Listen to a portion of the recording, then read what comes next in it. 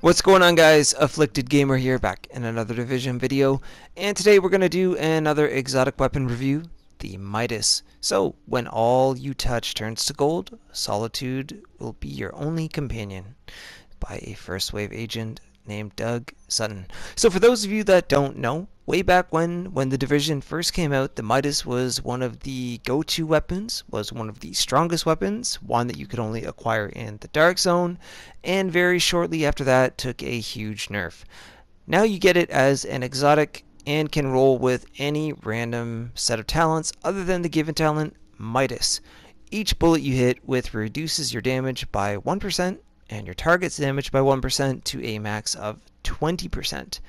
The effect is reduced by 5% per second. Let's talk about that for a second before we get into the rest. So every time you hit your target, your damage will be reduced by 1%, and so will your targets. So you are kind of on an even scale until you get to the max of 20%. So once you reach the max, if your target is not down, they will do more damage to you. And that's kind of silly. But after that, you're just going to do as much damage as you possibly can with whatever resources you have left. It's a unique talent, it's different, and I say that about all of these talents on the exotics because they are unique, but are they good and are they practical? I don't really think that this stands out. I was really looking forwards to the Midas coming back, and I am happy that it's back. But remember this, the effect is reduced by 5% per second, and if it only stacks up to a max of 20%, that means within 4 seconds, your stack is gone. It could take that much time to reload and get into proper cover to not take any more damage from your enemy, and then you have to start all over again, and that's that. Oh, so I'm not that thrilled about this. I think the weapon overall isn't too bad. It has a slower RPM than most submachine guns like the Navy MP5, the MP7. It's even slower than the converted USC, which is one of the least used SMGs in the game, or the tactical UMP45, things that we got in patch 1.5. So, you know what, I don't know, but I think if you pair it up with a gear set like Firecrest, or especially defense, since that is based around using a submachine gun, you could make use out of this weapon. If you were to throw on a C79 3x4 scope where you have that little zoom in, you will be landing your shots quite consistently. But then the special Midas talent will take into effect.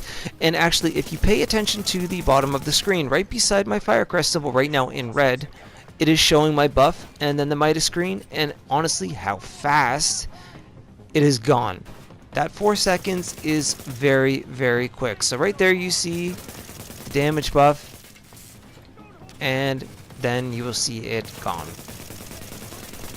So you know what, I'm kind of on the fence with this weapon. I don't think that this is something I would take into anything serious whatsoever. I let myself get hurt in this mission. I want to see what happens with the trade-off of damage from myself to my opponent. And also, I always do my testing here at the Madison Field Hospital, because if a weapon doesn't do very good damage against veterans, it surely will not do very well against players or elite NPCs and bosses. Now, yes, the DPS could obviously go up. I could pair it up with a different gear set. I could, do a lot of things. I could have better talents, etc. But trying out the gun and just on a whole as it is, this was good enough and a fair enough assessment of it, in my opinion. So here, against a target like Hutch, the benefit of the Midas talent will come into play. The second he stops firing at me and has to reload, I will do extra damage to him. But the second he starts to fire back, we will be back on an even plane. If not, I'll actually be at a disadvantage because he's using an LMG that is constantly firing heavy and harder bullets at me than I am with an SMG. So there is another trade-off. You know, if you always wait for your target to reload or you shoot when they are not shooting, yes, you'll have the advantage of the Midas talent. If you're going to do a straight trade-off, shot for shot, then unless you miss or, down your target quite quickly, you really won't benefit from using this weapon. And I'm actually kind of sad to say that, because I was really excited that the Midas was brought up to gear score 256 and that we got the chance to use it again. So, overall, that is my opinion on the weapon. Can you make use out of it? Yes. Can you pair it up with good gear sets like Firecrest and Defense, if not some other ones? Yes. But is it better to choose the Midas over the MP7, the AUG even, the PP19?